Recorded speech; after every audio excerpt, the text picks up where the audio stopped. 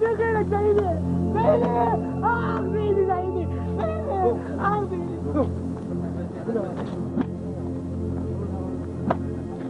was one of the stated aims of the war to end the torture chambers.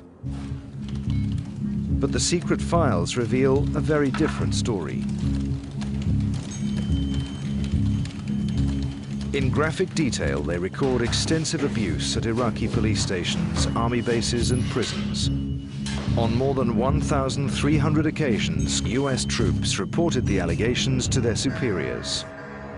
The detainee was blindfolded, beaten about the feet and legs with a blunt object, punched in the face and head.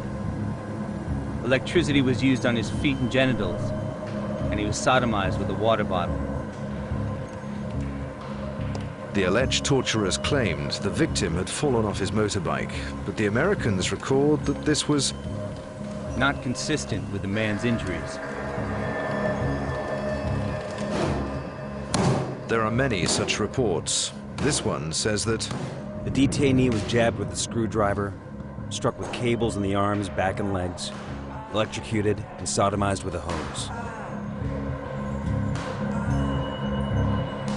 Sometimes the report is stark.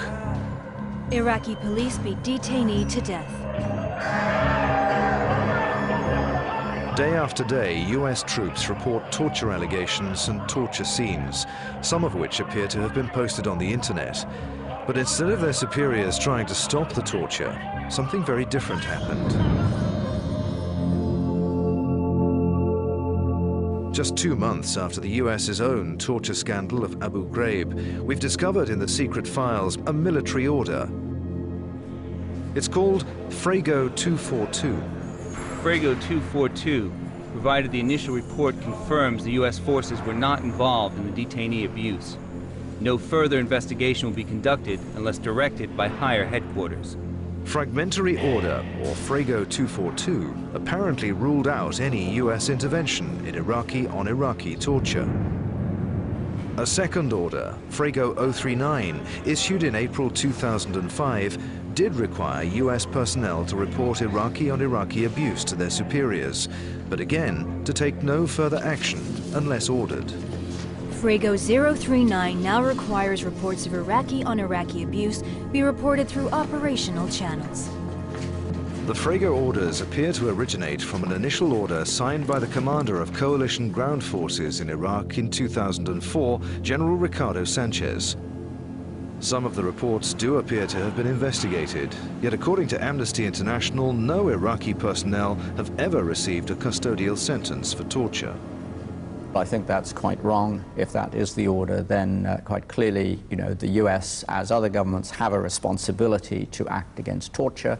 And if information about torture, including not by their own forces, comes to their attention, then they need to do something about it. There is evidence that Frago 242 and Frago 039 were also known about at the highest levels of US government. The most senior man in the US military was convinced his troops should be stopping torture in 2005.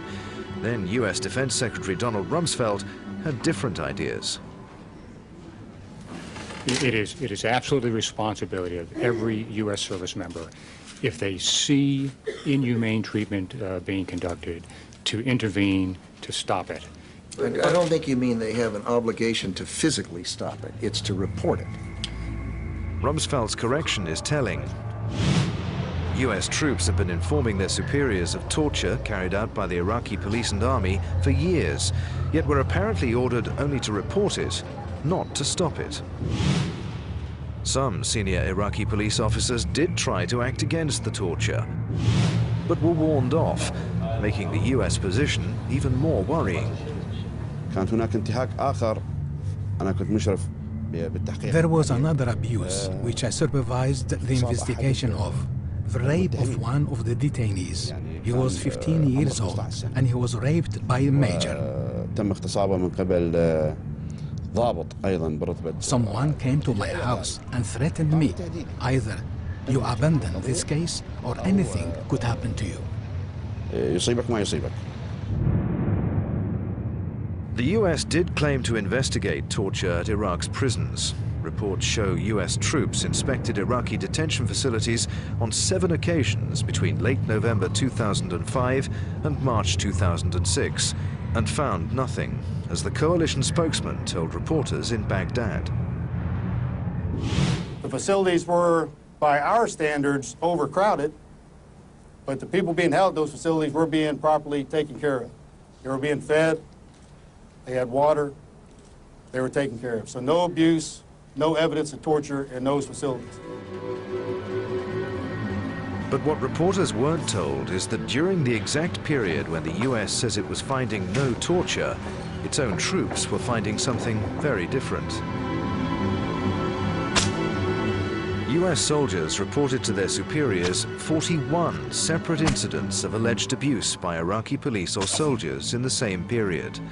They include multiple claims of detainees being beaten, including with chains, and a detainee who says that he was electrocuted.